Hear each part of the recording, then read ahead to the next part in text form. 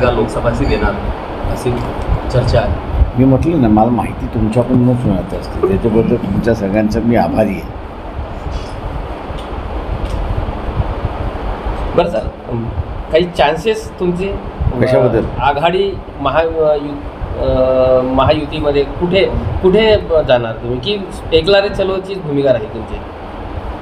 ज्यावेळेस जायचं त्यावेळेस आम्ही सांगू ना काय करायचं. आगामी आता कसं आहे, अगदी तोंडावर निवडणुका आल्या, निवडणुका जरी घोषित झालेल्या नसल्या तरी ज्या पद्धतीनं तुमचा धडाका सुरू झालेला आहे सभांचा, तुमच्या सभांना होणारी गर्दी हे बघता तुम्ही आणि माध्यमांमध्ये सुद्धा आता बातम्या येत आहेत की आंबेडकर हे एकला चलोरेची भूमिका घेतात की काय?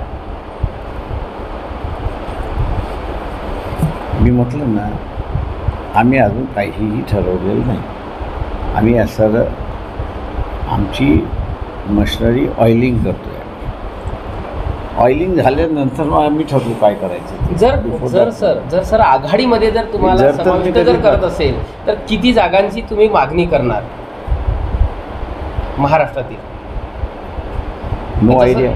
जसं आता तुम्ही तीन लोकसभेचे उमेदवार काल घोषित केलेले आहेत. कोणी घोषित केले? तुमच्याकडनं एक वर्धेला संभाव्य उमेदवार तुमचे घोषित झालेले आहेत तुमच्या वंचितचे. काल तुम्ही पण मीडियावर होते का? माझं म्हणणं असं आहे की तुम्ही पत्रकार म्हणून वाचन कमी करताय हे याच्यात तुम्हाला फार मोठं दुर्दैव. तीन जे मीडियामध्ये जे येत आहे म्हटलं ना की तुम्ही वाचन फार कमी करता. तुमच्यामधलं जो टीआरपीच ना, त्या टीआरपीच्या भानगडीमध्ये तुम्ही तुमची क्रेडिबिलिटी घाला.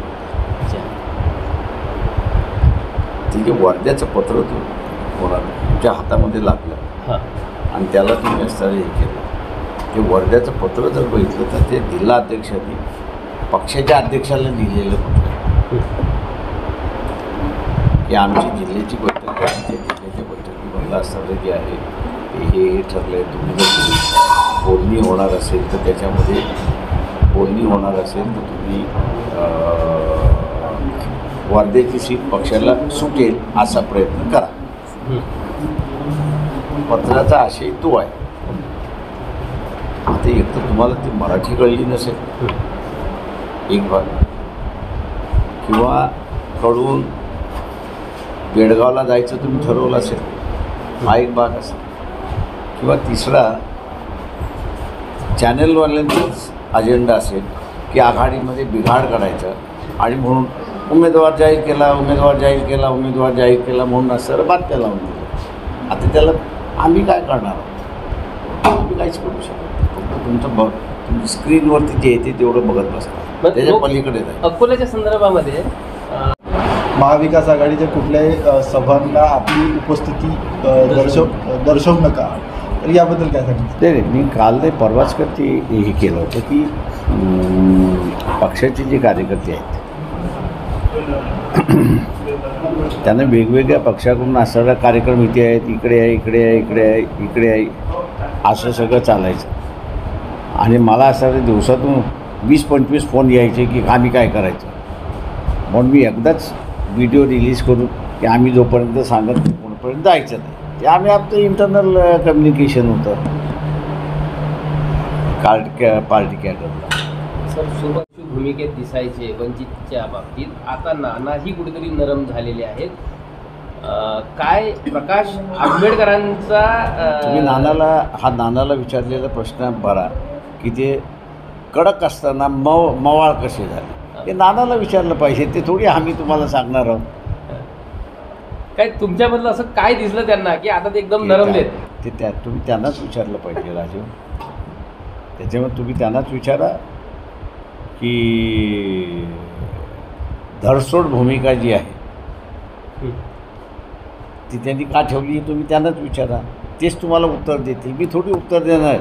त्यांनी मला वकीलपत्र दिलं आणि मग त्यांची पिटिशन ड्राफ्ट करायला त्यांनी मला सांगितली. मग मी त्यांना विचारतो हे धडसोडीचं तुमचं कारण काय ते सांगा, पिटिशनमध्ये लिहितो मी. माझं सगळं म्हणणं आहे ज्याला कोणाला आपल्याला लढायचे त्यांनी लढा. ज्याला लढायचं आहे त्यांनी लढा, आम्हाला काहीच त्याच्यामध्ये घेणं देणं नाही. पण तुम्ही स्वतःची उमेदवारी अकोल्यासाठी घोषित केली आहे सर. मी माझा मालक आहे, हो. त्याच्यामुळे मला जे करायचं ते मी करतो.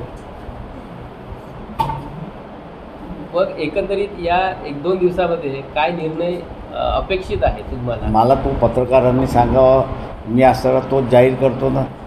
हे का काहीतरी तुम्ही सगळंच आमच्या वतीने जाहीर करताय, त्याच्यामुळे पत्रकारांनीच मला सांगावं मी काय जाहीर करावं, मी ते जाहीर करतो.